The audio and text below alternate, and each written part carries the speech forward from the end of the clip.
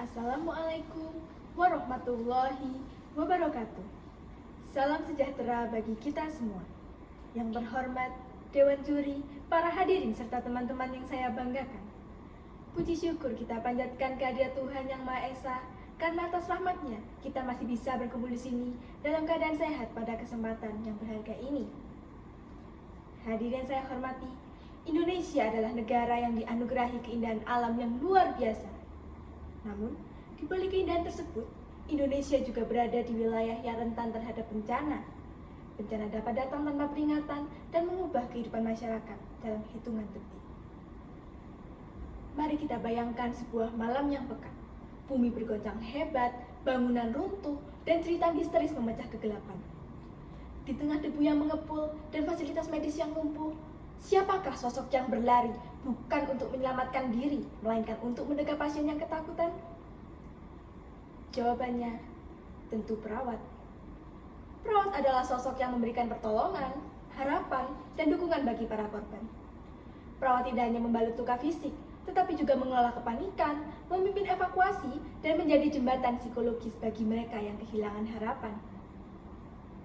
Itulah wujud nyata dari The Voice of Resilience, sebuah suara ketangguhan yang lahir dari garis depan krisis. Namun hadirin, ada sebuah realita pahit yang perlu kita suarakan hari ini. Selama ini, dalam arsitektur manajemen bencana, perawat seringkali dianggap sebagai pelaksana, pasukan otot yang dikirim ke tenda darurat setelah keputusan diambil di atas meja bundar yang nyaman. Ketika kebijakan mitigasi dirancang, ketika anggaran logistik diketuk, di manakah suara perawat?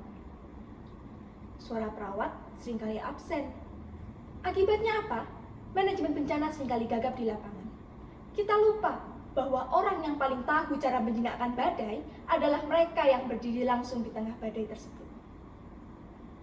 Oleh karena itu, hari ini saya berdiri di sini untuk menegaskan, sudah saatnya perawat bertransformasi dari sekedar pelaksana di lapangan menjadi penentu kebijakan dalam manajemen bencana. Mengapa peran ini strategis? Pertama, perawat memiliki wawasan epidemiologi berbasis komunitas. Kami adalah tenaga kesehatan yang tinggal dan menyatu dengan masyarakat. Kami tahu persis kelompok rentan mana yang akan paling menderita saat terjadi bencana. Lansia, ibu hamil, dan anak-anak. Data ini adalah emas dalam merancang mitigasi bencana yang inklusif. Kedua, perawat memiliki kemampuan leadership dalam kondisi ekstrim. Di bawah tekanan tinggi, tanpa listrik, dan segala keterbatasan, perawat dapat dengan cepat menentukan keputusan klinis dan logistik demi menyelamatkan nyawa. Hadirin yang saya hormati, resiliensi bukan tentang bagaimana kita bertahan dalam lumpur bencana. Resiliensi sejati adalah tentang bagaimana kita belajar dari bencana tersebut untuk membangun sistem yang lebih kuat. Dengan demikian, sangat layak kita harapkan adanya reformasi kebijakan. Suara perawat harus didengar di ruang sidang penentu kebijakan, bukan hanya di ruang rawat darurat. Sebagai penutup, mari kita ingat satu hal. Bencana mungkin tidak dapat kita prediksi kapan datangnya, namun kesiapan sistem kita adalah pilihan. Mari kita berhenti menyia-nyiakan pengalaman dari garis depan, berikan perawat kursi di meja pengambilan keputusan, karena ketika suara resiliensi bertransformasi menjadi sebuah kebijakan, di sanalah kita telah menyelamatkan jutaan nyawa, bahkan sebelum bencana tersebut terjadi. Saya perawat, saya menyuarakan resiliensi, dan saya siap menentukan arah keselamatan bangsa.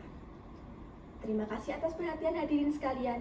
Wassalamualaikum warahmatullahi wabarakatuh.